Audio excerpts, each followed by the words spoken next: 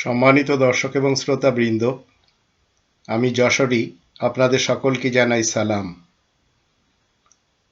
মুখোশের আড়ালে লুকিয়ে থাকা আহলে হাদিস সালাফি সমাজকে নিয়ে আমি কিছু কথা আপনাদের সামনে তুলে ধরব। যদিও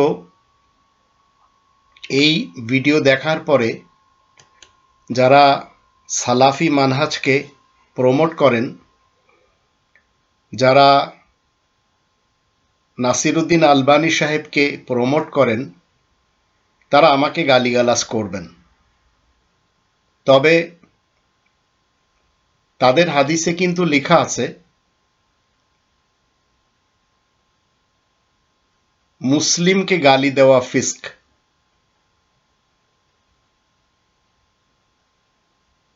এরপরেও তারা সেটি মানবে না, কারণ তারা সুবিধাবাদী সুন্নি এবং শিয়া মুসলমানদের মতো। তারা দলিল করে, কিন্তু এই কোরআনের ধারে কাছে আসতে চায় না। পরকালের অবস্থা ধর্মনেতা যারা রয়েছে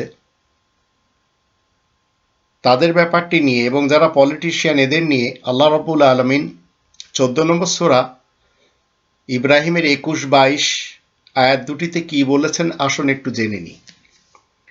এই যে পলিটিশিয়ানদের পিছনে মানুষ ছুটছে, ধর্মজীবীদের পিছনে মানুষ ছুটছে, আল্লাহ বলেন ওয়াবারাজু লিল্লাহি জামিয়ান ফাকালাদ দুআফাউ লিল্লাযিনা ইসতাকবারু ইন্না কুন্না লাকুম তাবআন ফাহাল আনতুম মুগনুনা আন্না মিন আযাবিল্লাহি মিন শাই ক্বালু লাউ হাদানাল্লাহু লাহাদাইনাকুম সাওয়াউন আলাইনা জাযি'না আম সাবারনা মা লানা মিন মাহিস وقال الشيطان لما قضي الأمر إن الله وعدكم وعد الحق ووعدتكم فأخلفتكم وما كان لي عليكم من سلطان إلا أن دعوتكم فاستجبتم لي فلا تلوموني ولوموا أنفسكم ما أنا بمصرخكم وما أنتم بمصرخي إني كفرت بما أشركتموني من قبل إن الظالمين لهم عذاب أليم। এই আয়াত দুটির অনুবাদ যদি বুঝতে পারেন তাহলে আমার এই লেকচার আপনাদের কাজ দিবে, নইলে দিবে না। 21 নম্বর আয়াতের অনুবাদ হলো, আল্লাহ তাআলার সামনে যখন সবাই উপস্থিত হবে তখন দুর্বল লোকজন অহংকারীদেরকে বলবে, আমরা তো তোমাদেরই অনুগত ছিলাম, এখন তোমরা কি আমাদের উপর থেকে আল্লাহ তাআলার কোনো আযাব কিছুটা কমিয়ে দিতে পারবে? তারা বলবে, হায়, আমরা যদি আল্লাহ তাআলার হিদায়াত নিতাম তাহলে আমরাও তোমাদেরকে সরল সঠিক পথে চলার নির্দেশ দিতাম। এখন আমরা যদি সন্ত্রস্ত হই কিংবা ধৈর্য অবলম্বন করি, সবই আমাদের জন্য সমান, মুক্তির কোনো পথ এখন আর আমাদের জন্য নেই। এখন যে সমস্ত শিয়া মুসলমানেরা ইমাম খোমেনি সাহেবকে মেনে চলেছেন, আবার যারা হায়দারে কাররার সাহেবকে মেনে চলেছেন, যাকে তারা হযরত আলী বলে, আবার সুন্নি মুসলমান যারা 4 খলিফা মেনে চলেছেন, দেওবন্দি মতবাদকে আঁকড়ে ধরেছেন, আবার যারা বেরেলভিরা আহমদ রেজা খান সাহেবকে আঁকড়ে ধরেছেন, জামাত শিবিরের লোকেরা মওদুদী সাহেবকে আঁকড়ে ধরেছেন, সবাই মিলে আরব ইতিহাসের মোহাম্মদ ইবনে আবদুল্লাহ ইবনে আব্দুল মুত্তালিব বিন হাশিমকে আঁকড়ে ধরেছেন। তো এখনই দুর্বল লোকগুলি পরকালে সবার লোকদেরকে কি বলছেন, নেতাদেরকে, যা আমাদেরকে কি একটু আযাব কমিয়ে দেওয়ার ক্ষমতা তোমাদের আছে? তো যারা চরমোনাইকে মেনে চলেছেন, মাইজ ভান্ডারকে মেনে চলেছেন, দেওয়ানবাগ, কুতুববাগ এবং এই টাইপের যারা আস্তানাগুলি মানেন, বাগদাদ বলেন, লাহোর দাতা দরবার বলেন, আবার আজমের খাজা বাবা বলেন, এই টাইপের যারা মেনে চলেছেন, এদের সকলের জন্য এই আয়াতটি যদি বুঝি আসে তাহলে টার্নিং পয়েন্ট হিসেবে কাজ দিবে। পরের আয়াতে আসুন, ওয়াকাল শাইতানু, শয়তান তখন বলবে, এই শয়তান হচ্ছে ধর্মনেতা এবং রাজনীতিবিদ, যখন কাজকর্ম সম্পন্ন হবে আল্লাহ তোমাদের সাথে যে ওয়াদা করেছেন তাই যে সঠিক ওয়াদা ছিল, আর আমি যেসব ওয়াদা তোমাদের সাথে করেছিলাম আমি নিজেই তার খেলাপ করেছি। তোমাদের জন্য আমার কাছে বিশেষ কোনো মজবুত দলিল প্রমাণ ছিল না, তবে আমি তো শুধু তোমাদেরকে ডেকেছি। এখন শয়তান এবং পলিটিশিয়ান, এই ধর্মনেতা, রাজনীতিবিদরা ডাকে কিভাবে, এটি একটু বুঝতে হবে। ইল্লা আন দাউতুকুম ফাস্তাজাবতুম লি,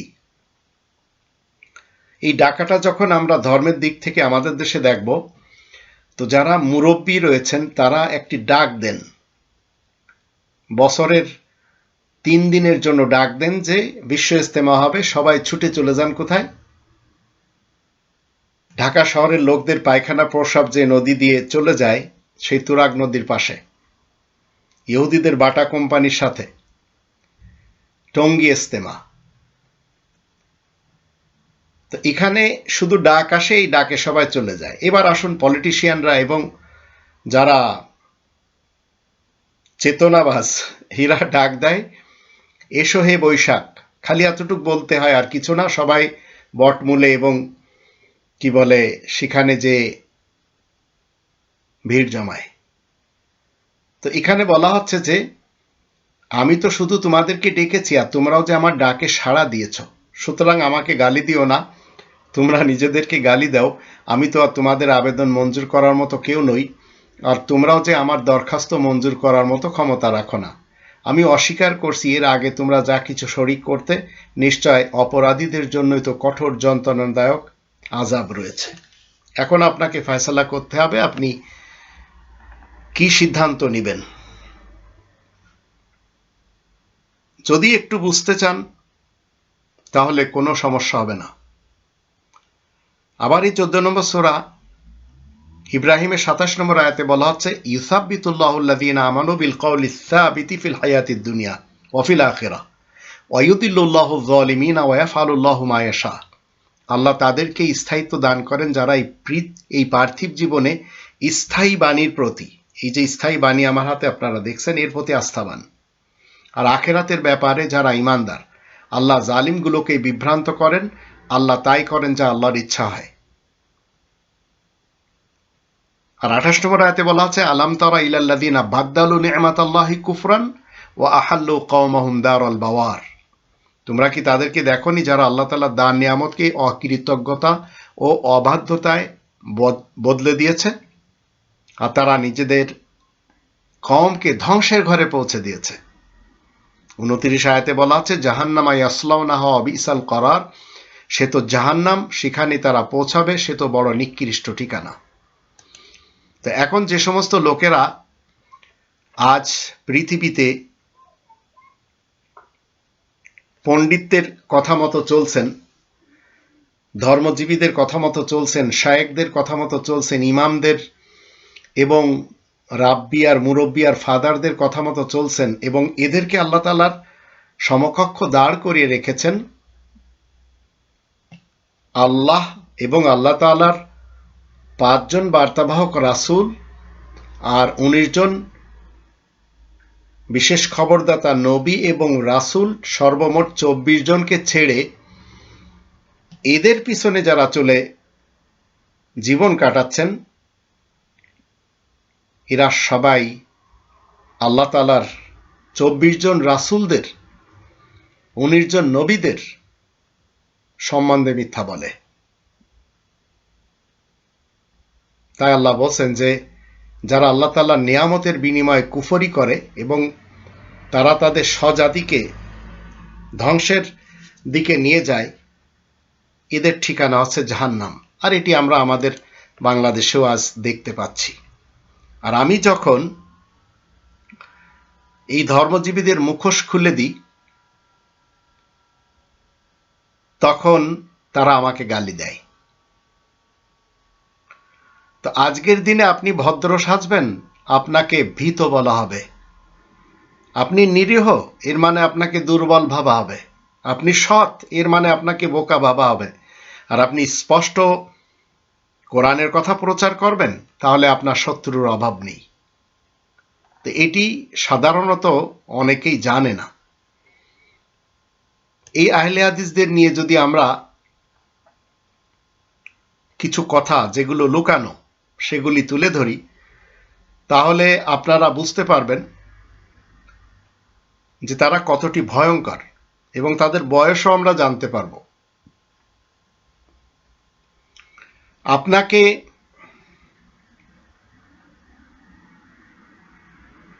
শুধরে নিতে হবে। আপনি এই কোরআনের ৭৬ নম্বর সূরা আদ-দাহার এই ৩ নম্বর আয়াত, সেখানে বলা হচ্ছে ইম্মা শাকিরা ওয়া ইম্মা কাফুরা। একজন মানুষ সে কৃতজ্ঞ হতে পারে অথবা অকৃতজ্ঞ হতে পারে, স্বাধীন ইচ্ছা তার। তো কোরআনের ওয়াহদানিয়াত, একত্ববাদের প্রতিষ্ঠা যদি আপনি আর আমি আমাদের নিজেদের মধ্যে করে নিতে পারি, তাহলে কোনো শায়েখ, কোনো পীর, কোনো জামানার ইমাম, কোনো বক্তা, কোনো হুজুর, কোনো মুল্লা, কোনো ফাদার, কোনো রাব্বি কিংবা মুরব্বি, এরা আপনাকে আমাকে পথভ্রষ্ট করতে পারবে না। কোরআনের ৫ নম্বর সূরা আল মাইদার যখন আমরা ৪৪, ৪৫ এবং ৪৭ আয়াত ৩টির শেষে দেখি, সেখানে বলা হচ্ছে যে সমস্ত লোকেরা আল্লাহ তাআলার এই বিধান মতে ফয়সালা করে না, তারাই হচ্ছে আয়াত গোপনকারী কাফের, তারাই হচ্ছে অপরাধী জালিম, তারাই হচ্ছে মুক্তমনা ফাসেক। তো এই লোকগুলি কিন্তু আমরা আমাদের সমাজে খুব দেখতে পাই, এবং এরা খুব সুন্দর সুন্দর করে দেখবেন চটচট করে ফতোয়া দেয় যেগুলি কোরআন বিরোধী, শুধু নিজেদের ব্যক্তিত্বকে প্রতিষ্ঠিত করার জন্য। আর এমন সুন্দর করে এরা ডায়লগ বলে, এই সালাফিরা দেখবেন খুব সুন্দর করে বলবে, মৃত্যুর আগেও যদি কোনো সুন্নত জানতে পারি যা আমার এতদিনের কর্মকাণ্ডের বিপরীত, তখনও আমি তা সংশোধন করে নিব, এতে লজ্জার কিছু নেই। সুন্নত মানে এই সুন্নত রাসূলুল্লাহ। তো সুন্নত রাসূলুল্লাহ মানলে যে কোরআনের দৃষ্টিতে একজন মানুষ মুশরিক হয়, সেটা তারা বলবে না এবং জানেও না। কিন্তু এই কোরআন যে মানুষের জন্য যথেষ্ট, এটিও তারা মানে না। যেমন ধরুন ২৯ নম্বর সূরা আল আনকাবুতের ৫১ নম্বর আয়াতে আল্লাহ বলছেন, আওয়ালাম ইয়াকফিহিম আন্না আনজালনা আলাইকাল কিতাবা ইউতলা আলাইহিম ইন্না ফি যালিকা লারাহমাতাও ওয়া যিকরা লিকওমিন ইউমিনুন। মানুষের জন্য কি যথেষ্ট নয় যে আমি তোমার নিকট লিখিত আল কিতাব নাজিল করেছি, যা তাদের নিকট পাঠ করা হয়? এতে অবশ্যই মুমিন সম্প্রদায়ের জন্য, মুমিন কওমের জন্য, মুমিন সমাজের জন্য কি রয়েছে? রহমত, অনুগ্রহ, ওয়া যিকরা আর উপদেশ। কিন্তু এই আহলে হাদিস সমাজ, এরা এই মুহূর্তে নাসিরউদ্দিন আলবানী সাহেবকে এত বেশি মেনে চলেন। এখন যদি প্রশ্ন এদের কাছে আপনি করেন, তো এদের কেউ উত্তর দেবে না। কিন্তু এদের থেকে যারা কোরআনের দিকে ফেরত এসেছে, যেমন আমি আপনাদের সামনে আমার জীবনে টার্নিং অনেকগুলি সময় কেটেছে। আমি ৩৭টা ধর্মের ভিতরে ঢুকে সেখান থেকে আবার বেরিয়ে এসেছি এবং স্টাডি করেছি। আর ১৯৯৪ সাল থেকে আমি শুধু কোরআনের প্রচারক হিসেবে কাজ করে চলেছি। আহলে হাদিস যে আজ সালাফি সমাজ নিজেদেরকে বলে চলেছেন, এদের ভিতরে ৬৪টা ফিরকা রয়েছে। এটি নিয়েও আমি একটি ভিডিও করেছি, আপনারা কখনো দেখে নিতে পারেন। এখন যদি আপনি প্রশ্ন করেন আহলে হাদিসদের কাছে, আহলে হাদিসদের যিনি প্রতিষ্ঠাতা তার নাম কি, তো তারা উত্তর দিবে না, জানেও না। আর আমি যখন আহলে হাদিস স্টাডি করে যখন ফেরত আসি, তখন আমি প্রশ্ন করি, আমি উত্তর দিই। তো প্রশ্ন হলো, আহলে হাদিসের প্রতিষ্ঠাতা তার নাম কি? তার নাম হলো, উত্তরে হবে মৌলভী আব্দুল হক বেনারসি। আব্দুল্লাহ চকরাবির নামও অনেকে বলে। তারপরে প্রশ্ন করুন, আচ্ছা আহলে হাদিসের পূর্ব নাম কি ছিল? এর উত্তর, আহলে হাদিসের পূর্ব নাম ছিল মুজাহিদিন। আবার কারোর মতে আহলে হাদিসের পূর্বের নাম ছিল মুহাম্মাদি। যেমন কাদিয়ানীদের মধ্যে আর 4টি ফিরকা রয়েছে, এই 4টি ফিরকার মধ্যে আমাদের দেশে যারা রয়েছে তারা নিজেদেরকে বলে আহমাদি। তো আহলে হাদিসরা এই মৌলভী আব্দুল হক বেনারসির যারা উম্মত, এরা নিজেদেরকে মোহাম্মদী আহলে হাদিস বলতো, যেমন গোলাম আহমদ কাদিয়ানির অনুসারীরা নিজেদেরকে আহমাদি বলে। এরপরে যদি আবার প্রশ্ন করেন সাধারণ মানুষ আহলে হাদিসদের কি নামে ডাকতো, এর উত্তর হবে সাধারণ মানুষ আহলে হাদিসদেরকে লামাজাবি বলে ডাকতো, আবার কেউ কেউ ওয়াহাবি বলে ডাকতো, আবার কেউ কেউ গায়ের মুকাল্লিদ বলে ডাকতো। এবার যদি প্রশ্ন করা হয় এদের কাছে আহলে হাদিস নামটা কে দিয়েছিল, তখন এরা কিন্তু বলবে না, এদের খুব লজ্জা লাগে, কারণ এটা একটি ভয়ানক ব্যাপার। এখন এরা বলবে না, কিন্তু আপনাদের জানতে হবে আহলে হাদিসের যে নামটি, এই নামটি কে দিয়েছিল সেটি যখন উত্তরে আসবেন তখন আহলে হাদিস নামটা ইংরেজরা পাঞ্জাবের গভর্নমেন্টে, ইংরেজদের যে পাঞ্জাবের গভর্নমেন্ট, সেই গভর্নমেন্ট দিয়েছিল ব্রিটিশ ভারতের যুগে। এখন প্রশ্ন করা হবে আবার আহলে হাদিস নামটা কে ইংরেজদের কাছে আবেদন করেছিল,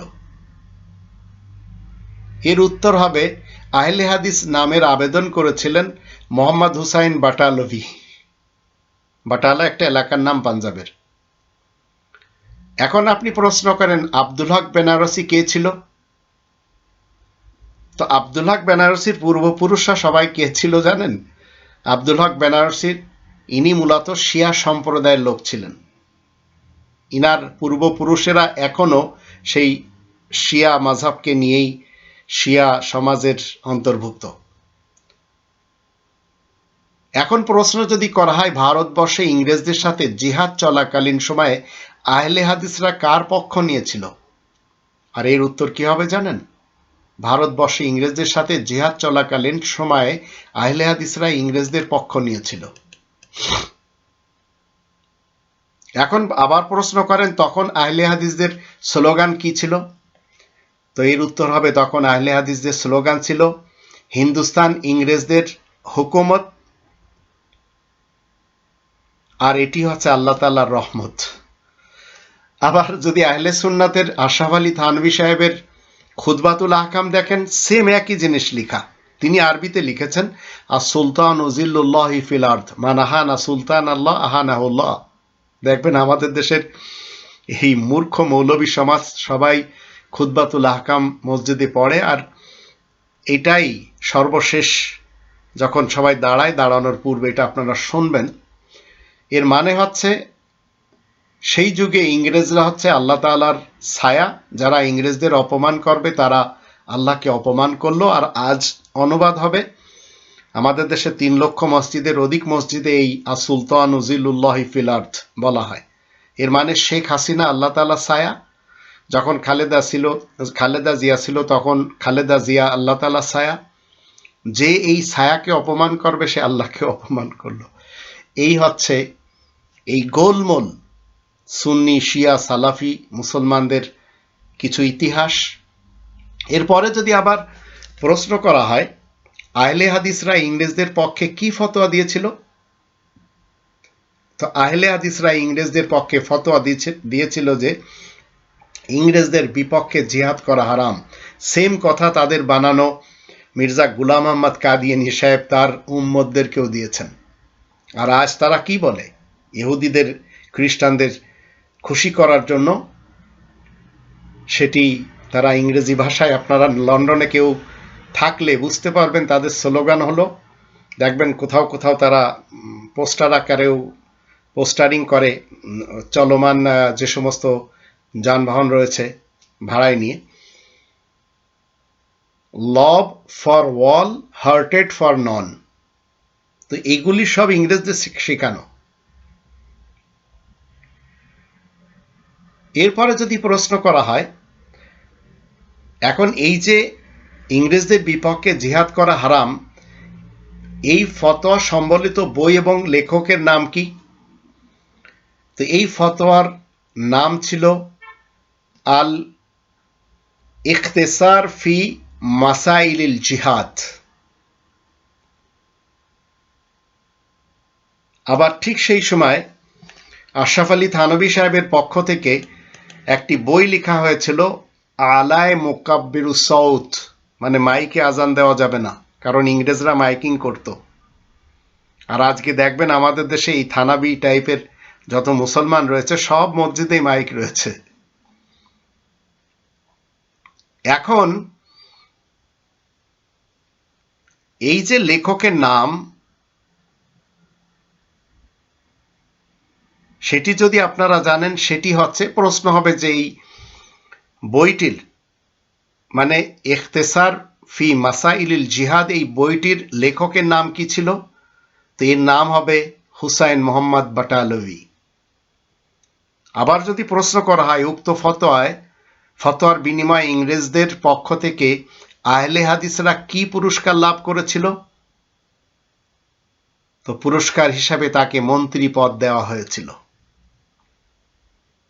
তা আমাদের দেশে আসুলতানু জিল্লুল্লাহি ফিল আরদ, শেখ হাসিনা আল্লাহ তাআলা ছায়া, মান আহানা সুলতান আল্লাহ আহানাহুল্লাহ, যে শেখ হাসিনাকে অপমান করবে সে আল্লাহকে অপমান করবে, এটি হচ্ছে উলামায়ে দেওবন্দের স্লোগান। তাই তারা তাকে, সেই তেতুল হুজুরকে সাথে নিয়ে কি করেছে, কওমি জননী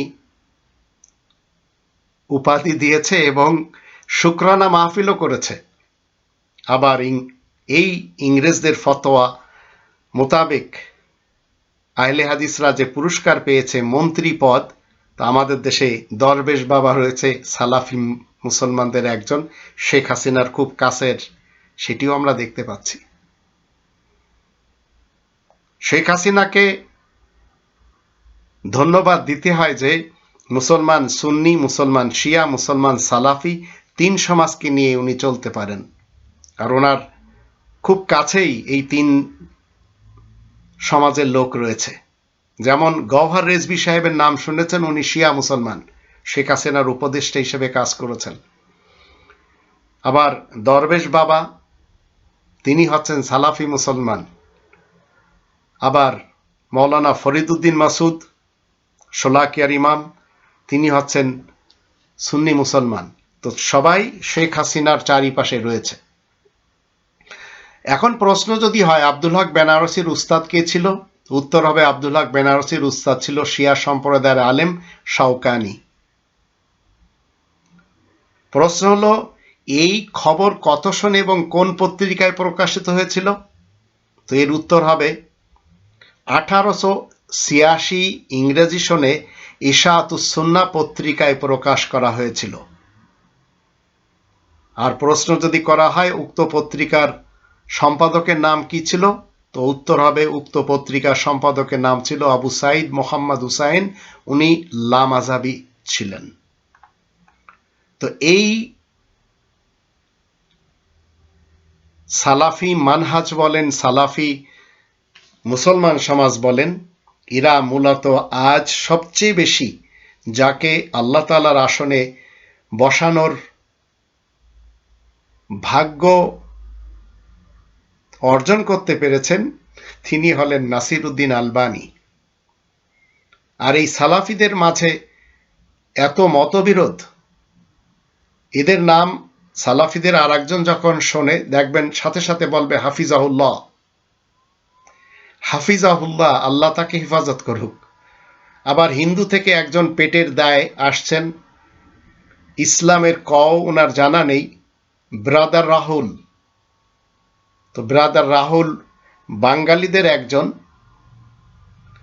এই সালাফি মানহাজকে প্রমোট করেন, কথায় কথায় নাসিরউদ্দিন আলবানী। তো নাসিরউদ্দিন আলবানীর পিছনে যে যদি আপনি কোরআন ছেড়ে দেন, তো মনে রাখবেন পরকালে আপনাকে 14 নম্বর সূরার যে দুটি আয়াত জানলেন 21-22, আবার যারা আবু হানিফার পিছনে ছুটছেন, যারা শাফির পিছনে ছুটছেন, মালিকের পিছনে ছুটছেন, হাম্বলের পিছনে ছুটছেন, আবার মাতুরিদি হয়ে জীবন কাটাচ্ছেন, আবার খিলাফতে বনু আব্বাস, খিলাফতে উমাইয়া, খিলাফতে উসমানিয়ার স্লোগান দিচ্ছেন। আমাদের দেশে হুসাইন মোহাম্মদ সেলিম। তো চিন্তা করেন, এই কোরআন এই সব আবর্জনাকে সাপোর্ট করে না। কোরআনের গতিতে চলছে।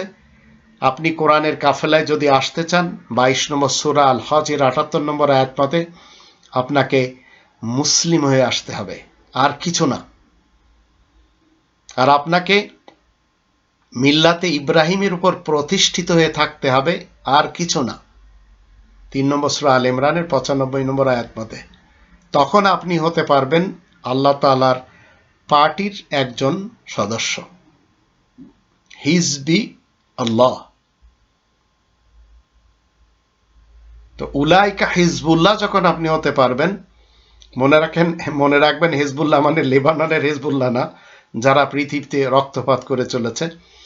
তো হিজবুল্লাহর প্রত্যেকটি সদস্য রোহামা ও বাইনাহুম হয়, আর আশিদ্দা ও আলাল কুফার হয়। আয়াত গোপনকারীদের ব্যাপারে কঠোর হয়, নিজেদের মধ্যে রহমদিল হয়। তাই বলে মনে করবেন না যে মুহাম্মদ ইবনে আবদুল্লাহ ইবনে আব্দুল মুত্তালিব বিন হাশিমের উম্মত হতে হবে। তাহলে তো আপনাকে 23 বছরে 57টি যুদ্ধ করতে হবে, 6 বছরে একজন কন্যা শিশুকে বিয়ে করতে হবে, আবার খাদিজার মতো একটি লেডির সাথে বিয়ে করতে যেয়ে আপনাকে ধর্ম পরিবর্তন করতে হবে খ্রিস্টান হয়ে, আবার 21টি বিয়ে করতে হবে, এবং 25টি বিয়ের আপনাকে সংকল্প নিতে হবে। আবার 2টি গার্লফ্রেন্ড রাখতে হবে, মারিয়া কিপ্তিয়া এবং রায়হানাকে গার্লফ্রেন্ড হিসেবে রাখতে হবে। তো ইসলাম আমাদেরকে মুহাম্মাদুর রাসূলুল্লাহর মাধ্যম দিয়ে কি শিক্ষা দিচ্ছে? যখন আমরা 58 নম্বর সূরা আল মুজাদালার 22 নম্বর আয়াত পড়ি, তখন সেখানে আল্লাহ তাআলার দলের কথা আমাদেরকে শিক্ষা দিয়েছেন। 22 নম্বর সূরা আল হজের 78 নম্বর আয়াতে আমাদেরকে মুহাম্মাদুর রাসূলুল্লাহ কি শিক্ষা দেন? যে মুসলিমিন নাম থাকতে হবে, মুসলিম। মুসলমান সুন্নি, মুসলমান শিয়া, মুসলমান সালাফি, মুসলমান জামাত শিবির, মুসলমান পীর মুরিদি, মুসলমান তাবলিগি, মুসলমান বেরেলবি, মুসলমান হিফাজত, এসব চলবে না। আর এই নাম নিয়ে আপনাকে আমাকে দুনিয়া ছেড়ে চলে যেতে হবে। মুহাম্মাদুর রাসূলুল্লাহ আমাদেরকে শিক্ষা দেন 3 নম্বর সূরা আল ইমরানের 102 নম্বর আয়াত মতে, ওয়ালা তামুতুন্না ইল্লা ওয়া আনতুম মুসলিমুন। এখন আপনারা চিন্তা করে দেখুন, কথায় কথায় দেওবন্দি, বেরেলবি, এই আকাবিরদেরকে মানবেন, না ইমাম খমিনি সাহেবকে মানবেন, না নাসিরুদ্দিন আলবানীকে মানবেন, না এই কোরআনের নাবিয়িন, সিদ্দিকিন, শুহাদা, সালেহিন এবং রসুল এদেরকে মানবেন? ফয়সালা আপনার কাছে, এবং আপনি ভালো জানেন কোন পথে আপনাকে চলতে হবে।